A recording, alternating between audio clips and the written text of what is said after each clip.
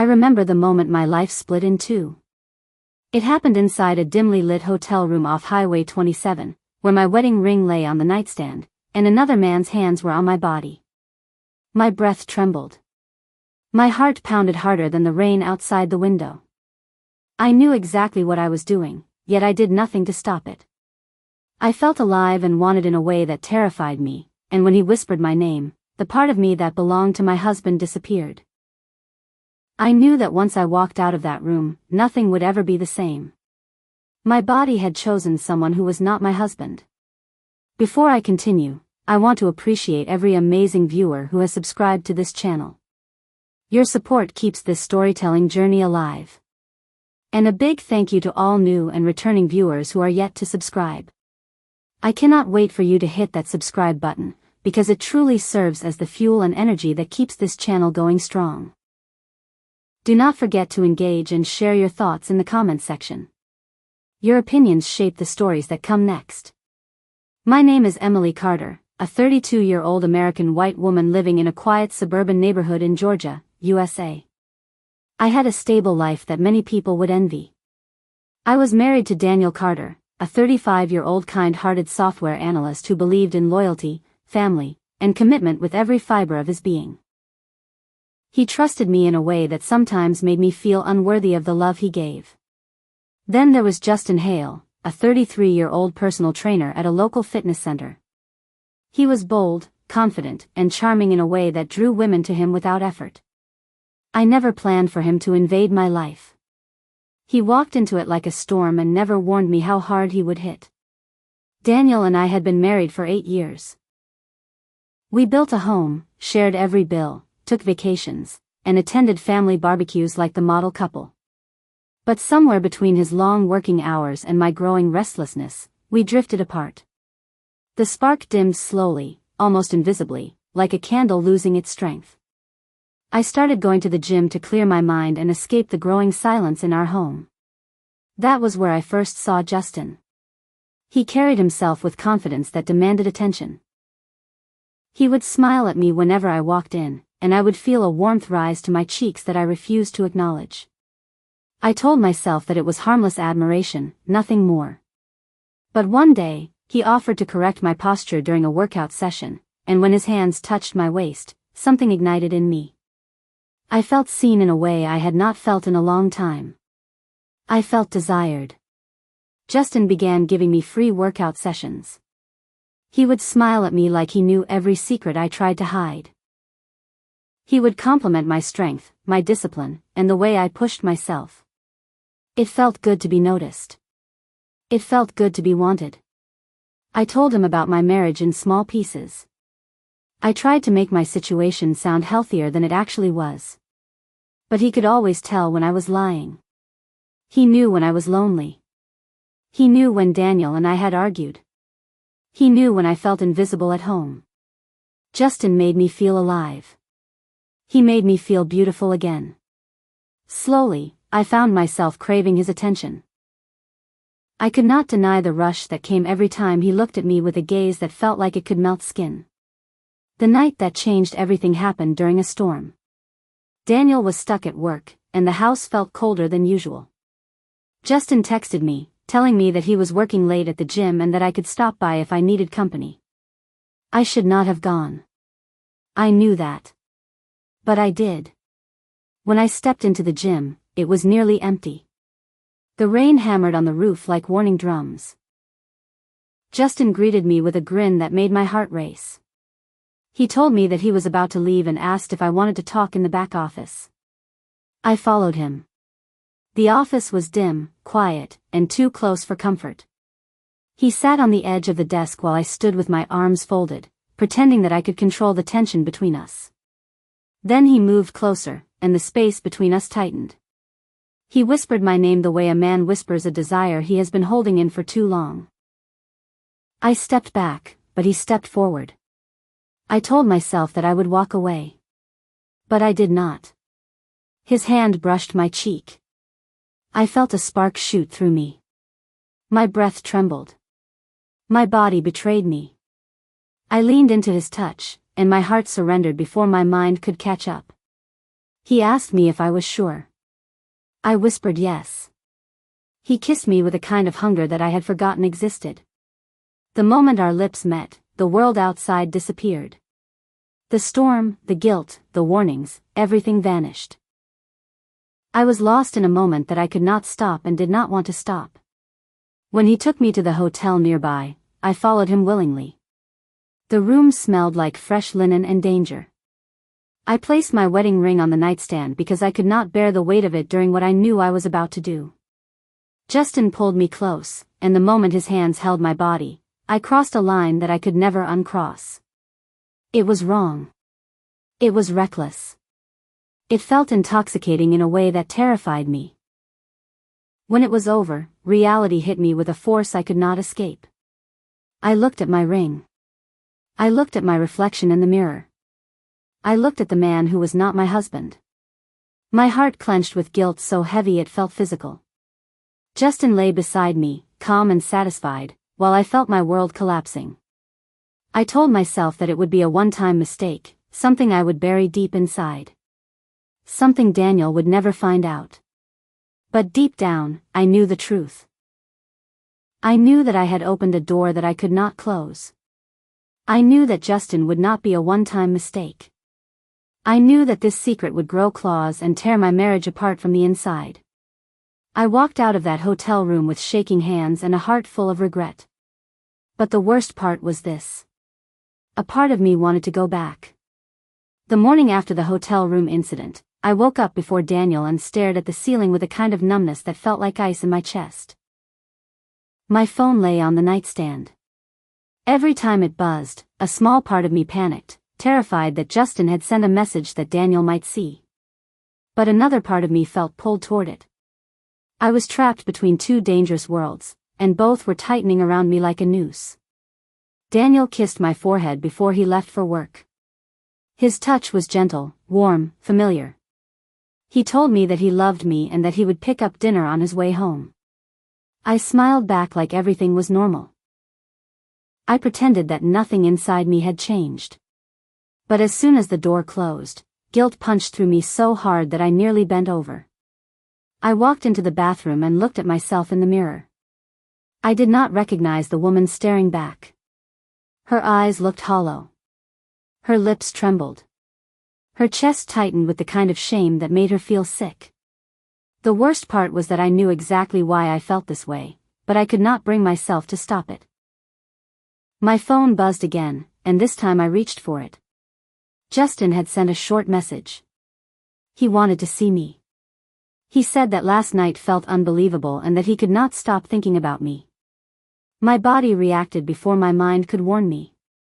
I felt an ache in my stomach. I felt a memory pull me back. I felt the tension of the night replay in my head with painful clarity. I should have deleted the message. I should have blocked him. I should have tried to fix my marriage. But I replied. I told him that I could meet him later. When I pressed send, I felt weak. I felt terrified. I felt alive in a way I did not know how to control. I met Justin again in his car behind the gym. The tinted windows hid us from view, but my fear was loud enough to drown out the rest of the world. I kept telling myself that I would end this. I would tell him that we had made a mistake. I would walk away. But when he leaned toward me, the words got stuck in my throat. He took my hand, brought it to his lips, and kissed it slowly. His confidence made me melt. His touch made me forget the chaos in my mind. The memory of what we had done became a magnet pulling me back into danger. I told myself that one more time would not hurt. One more time would not destroy my life. But everything we tell ourselves in moments of weakness is a lie. When I left the car, I felt the same heaviness in my chest as the first time. I drove home with my heart pounding in fear, guilt, and something darker that I did not want to name. Daniel welcomed me home with a smile. He heated dinner for us and talked about a possible promotion at work. He had no idea that I had been with another man less than 2 hours earlier. He looked happy. He looked proud. He looked like a man who believed that his wife belonged only to him. I felt sick. Days turned into weeks, and I became a master at weaving lies. I said I was going to the gym when I went to Justin.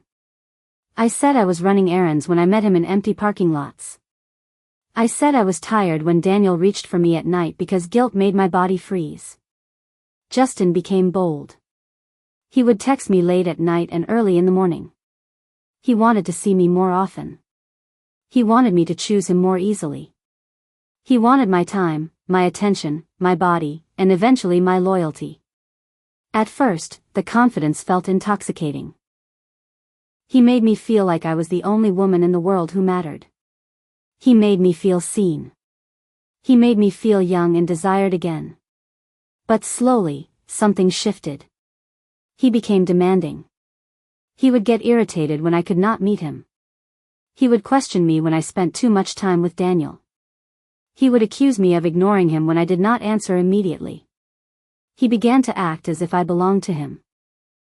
One night, after I told him that I could not see him because Daniel wanted to take me out for dinner, Justin said something that made the hair on my arms rise.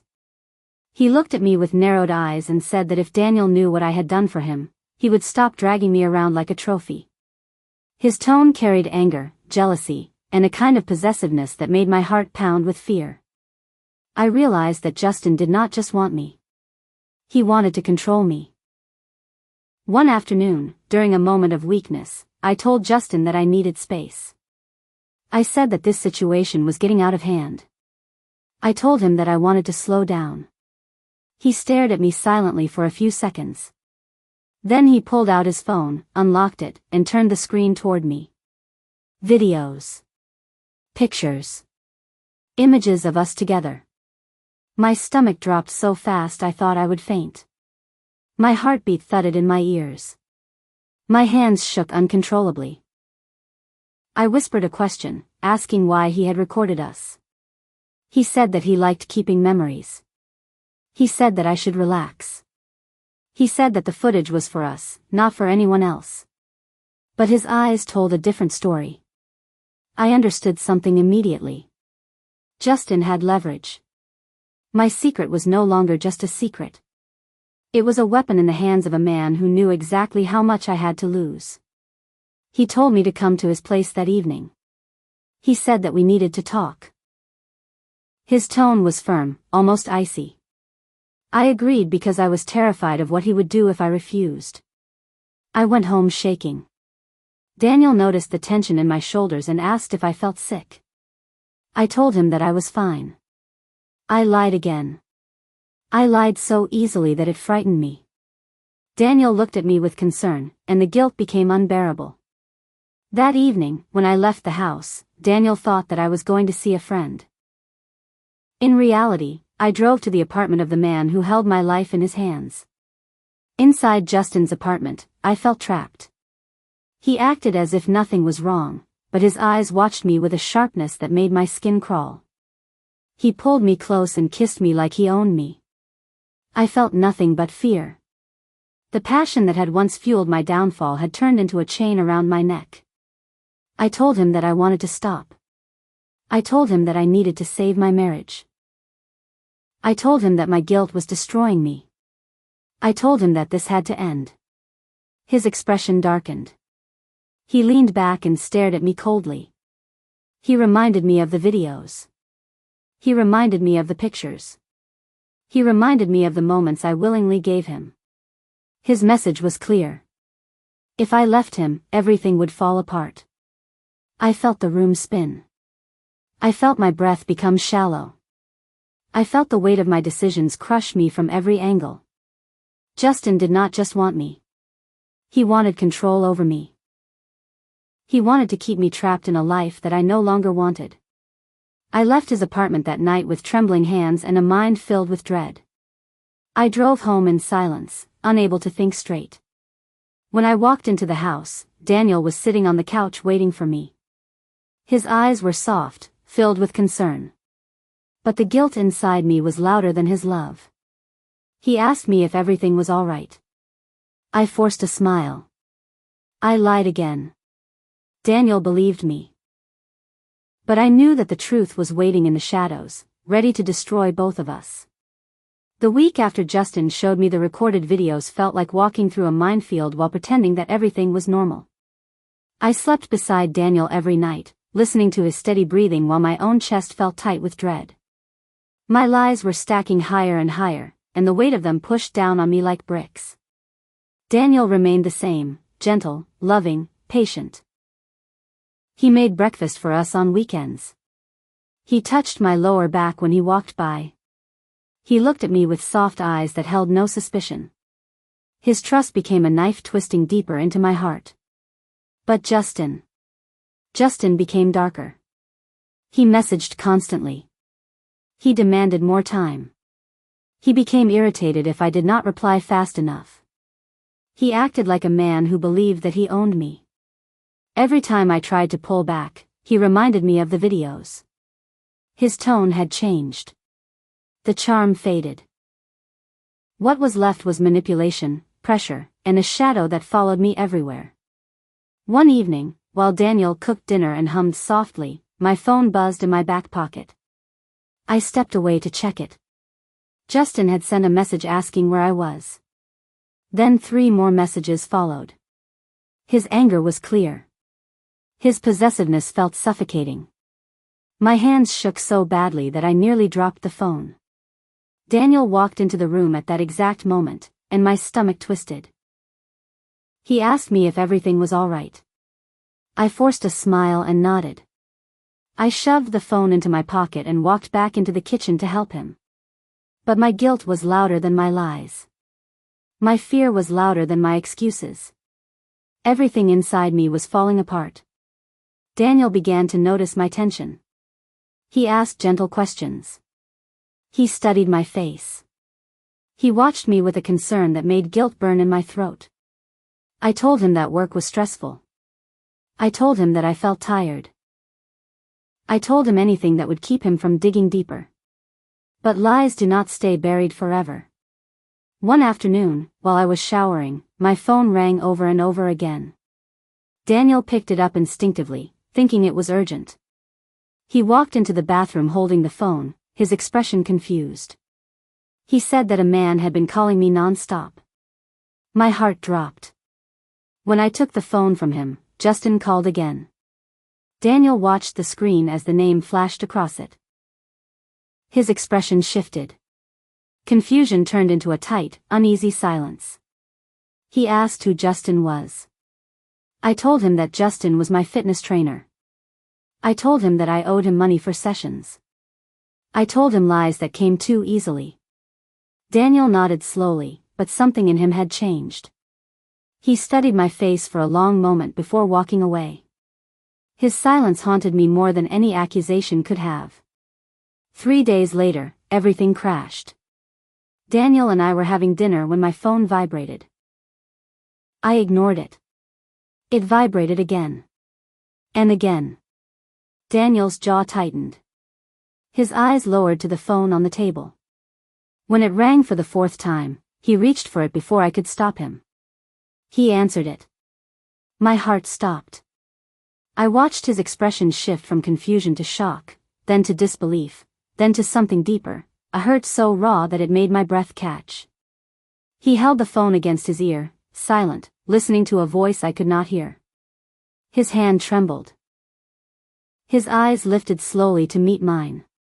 Then he ended the call without saying anything and placed the phone on the table with the slow, shaky movement of a man whose world had just shattered. He asked me if I had anything to tell him. My throat closed. My hands shook. My eyes filled with tears. Daniel stared at me without blinking, waiting. The silence in the room grew heavy, suffocating, vicious. When I could not answer, something broke inside him. He rose from the chair, grabbed his keys, and walked out of the house without a word. I fell to the floor, sobbing, knowing that the truth was clawing its way to the surface. I did not know what Justin told him on the phone. But the truth revealed itself the next morning. Daniel returned home with a coldness in his eyes that I had never seen before. He placed his phone on the table and told me to sit. He looked exhausted, hollow, and betrayed. He said that he had spoken to Justin again. He said Justin had sent him everything. The pictures. The videos. The messages. Every moment that I thought was private had been handed over to my husband without hesitation. Daniel said that he watched them. All of them. My legs gave out, and I fell to the floor crying. The pain in Daniel's eyes was unbearable. He looked at me like I was a stranger. He looked at me like I was something that had poisoned his life. He asked me why. He asked me when it started. He asked me what he did wrong. He asked me what Justin had that he did not have. I had no answer that could repair the destruction. Everything I said sounded like excuses. Everything I tried to explain sounded weak. Daniel told me to pack my things. His voice was calm, but his eyes were filled with a storm of heartbreak and disgust. He said that he could not stay married to someone who betrayed him in his own home, in his own city, and in his own trust. He said that forgiveness was not possible for a woman who gave her body to another man and lied every day afterward. He pointed to the door. I begged. I cried. I apologized over and over again. But Daniel remained firm. He said that love had its limits, and I had crossed every one of them. He told me that I had destroyed our marriage, and now I had to live with the consequences. Then he told me to leave. I packed my clothes with trembling hands. I cried so hard that I could barely see.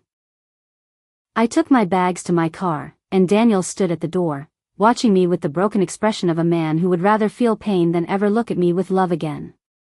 When I stepped outside, he shut the door behind me. The sound echoed through my chest like a final verdict. I drove away feeling empty, ruined, and completely alone. Justin tried contacting me, but I blocked him. He had already done enough damage. He disappeared from my life as quickly as he entered it, leaving nothing but destruction behind. My family was disappointed in me. My friends judged me. My life fell apart piece by piece. I moved into a small apartment 2 towns away. Every night felt heavier than the last. Every memory of Daniel felt like a knife. Every moment of the affair felt like poison. Daniel filed for separation, and he did not hesitate. He did not look back. He did not ask for explanations. He did not seek closure. He simply walked away from the woman who betrayed him. Months later, I still replay the night in the hotel room. I still hear Daniel's voice in my head. I still feel the weight of the life I destroyed with my own hands. I wanted excitement. I wanted passion. I wanted to feel alive again. But in the end, I lost the only man who truly loved me. I lost my marriage. I lost myself. Daniel moved on with dignity. I moved on with regret. There was no forgiveness.